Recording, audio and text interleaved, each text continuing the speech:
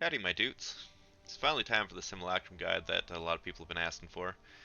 And so, the reason why I'm doing this is because Simulacrum is some of the hardest content in the game. A lot of people are having troubles with it, and right now, Simulacrum splinters are dropping a lot more consistently, and I want to help you guys be able to clear it and get your mana flask and jewels. So, here's my tips and tricks to help you clear it, and yeah, I think it's going to help a lot. So first little disclaimer in the background, I'm using my walking bonk build with a less than optimized version of the dual charge tech that I described in my previous video, the frenzy and power charge video. I hadn't quite figured out the best rotation when I recorded this, so if you use what's in that video it's going to be better, but these tips and tricks are not just for monk, not just for my build. This is for any builds, any skill set. It's good advice that will not just be wasted if you're like a sorceress or a mercenary or something. So, with all that out of the way, here's how to take down Simulacrum. So, first of all, 360-degree AoE is absolutely the king for Simulacrum. Nothing else competes. So, like, a great ability that would normally help with this is Herald of Ice, but because Delirious monsters cannot shatter, it does not work in Simulacrum. You just take off Herald of Ice, it's a dead skill. You're going to be nerfing yourself if you use it. So for my build, I get around this by using Tempest Spell with Magnified Effect to bring the AoE up. I drop off Concentrated Effect because you absolutely do not want the reduced AoE. You need as big AoEs as possible. The size of it massively boosts your clear and keeps you safe. It is extremely important to keep up the consistency of the AoE scaling. Without it, you can very easily get surrounded and the mobs can take you down. With the latest patch 0.1.1, the mobs can now be hit the moment they appear, but that also seems to have buffed them in a way so that they attack you faster when they appear. This includes the bosses too, so it gets kind of scary. And for this reason, you rely on things like Tempest Bell, Spark, Lightning Warp, or grenades if you have spam level cooldown with them. So that way you can take down the enemies before they get to you, swarm you, and take you down. If there's a good Ice Nova build, like honestly, that would be kind of amazing as well. The size of your AoEs is more important than the overall damage as long as you're able to consistently take down the monsters, because the monsters come from all sides and you need decent enough damage to take them down, but as long as you can, that's more important. Get them before they get you, and for this reason, cone AoE abilities are not nearly as good, so things like Storm Wave and a lot of the crossbow skills can feel really sketchy because yeah, you're clearing like a quarter to a third of the screen, but then the other 2/3 or 3/4 are swarming you before you have time to turn around and hit them. They come fast and they come hard. So 360 AoE king. Second, defensive ailments will save your life. Some people don't think that simulacrum monsters can be frozen or electrocuted, but they absolutely can. So yeah, they won't shatter with Herald of Ice, but they will freeze. They will electrocute. You can see it a bunch in this video. And so having one or both of these defensive ailments will massively, massively boost your survivability and increase your likelihood of success. So if your build can afford the slots and you're if you're struggling to get it off, you can also slot in the Spirit Support Overwhelming Presence, which will help you inflict those ailments by reducing the threshold of the enemies around you. I do not have Overwhelming Presence in the gameplay, and you'll see that I'm able to get off the freezes and electrocutes, but that's because I have high enough damage to get them off. Now third, stack defensive layers. Defensive layers doesn't just mean get high evasion, energy shield, and resistances. That's just your first layer. It's an extremely important and potentially the most important first layer, but it's just the first. You'll also want skills that draw aggro away from you. You'll want to help top off your energy shield, help keep your mana full, have ways to get enemies away from you when they get too close, and also get yourself away from enemies.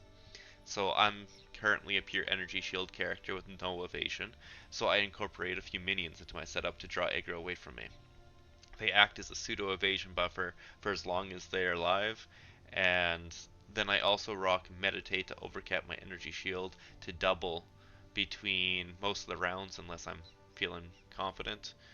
I use Shock Siphon to get energy shield on kill from shock targets if my health ever dips between rounds. It's not always used, but when it is used, I very much so appreciate it. I've also down leveled my Tempest Flurry because I need consistent uptime on mana more than I need the damage from Tempest Flurry, because what's clearing everything is the bells, and I need to have mana up for the bells. And I also have Grim Feast in my current setup, but it wasn't in this video.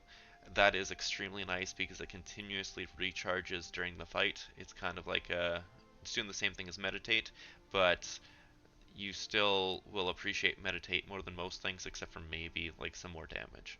But I would never put in something like Avatar over Meditate in Simulacrum. The defense is more important.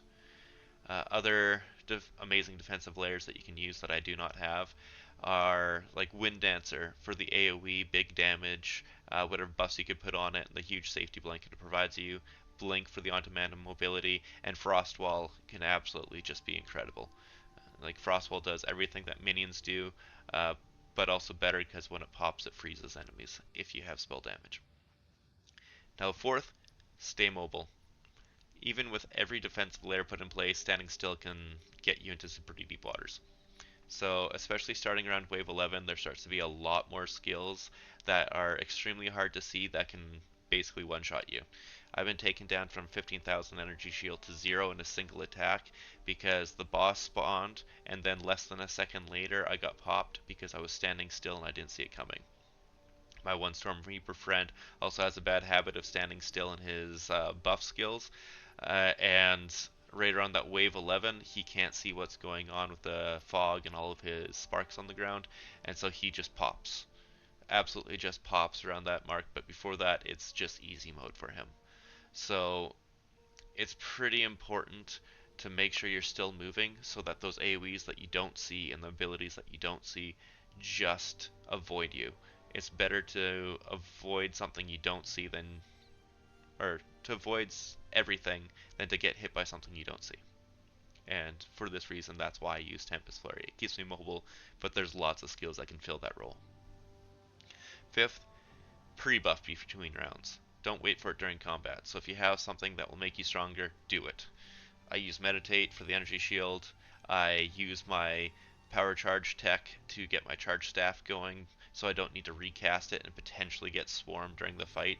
That has happened in the half a second cast time I need to do charge staff. Minions have spawned, surrounded me, and stun locked me. It's bad. So also you can use things like any of your offerings, Mana Tempest, laying down grenades if you have spam worthy grenade skills again, totems before the enemies come, ground-based curses, etc. There's a lot of things you can do. And so like honestly, when the enemies come, they come fast and they come hard. So you won't want to be wasting time putting on buffs that could have already been done between rounds.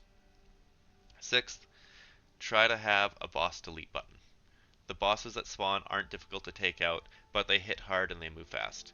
If your spam AoE isn't enough to consistently take them out, try to find a nuke of some sort that can take them down, take them out as soon as they appear. I try to have my bell ready for them, but it doesn't always work because they can appear far away or right after I've dropped my charge. So again, Hammer of the Gods could be really good for this, but with the cast time on it, it could be difficult to make right. It could swarm you again. I don't really trust that one, and it can get you in trouble. But there are other skills, such as like a pre-charge Falling Thunder with lots of power charges. If you have that instead, like if you're doing a different tech, or if you're wanting to uh, play around some different ways that you like, Falling Thunder is a great way to do it. But it is sketchy because there's a lot of rounds in here that take charges away from you on hit. And then Falling Thunder would be useless for that. Then there's also like a lot of the crossbow skills that absolutely murk one enemy and don't do too much else. You could use that. And then there's like Detonate Dead with minions that would slot in very well if you're using minions for survivability. If you're like a witch or whatever would use Detonate Dead, that is another great option. And now seventh, the most important and most often ignored tip is don't get cocky. You might be blazing through the rounds, it might be on easy mode, you might think everything is going great, but then one lapse later, it all goes belly up. Like, it's really easy to think it's easy, but the difficulty ramps up in spikes, not a nice linear curve, so you can be taken by surprise really quick. I've died multiple times because I thought it was going too easy, and then I just get surrounded and smacked and done. So yeah, don't get cocky, and everything will be smooth. And that should be all you need to know for taking out Delirium. And now, if there's anything left of the video behind me, enjoy me taking out this max level Delirium, and hopefully your rewards are better than mine are. See you, dudes. Hopefully you like the video. Subscribe if you want to. Don't if you don't. Have a good day.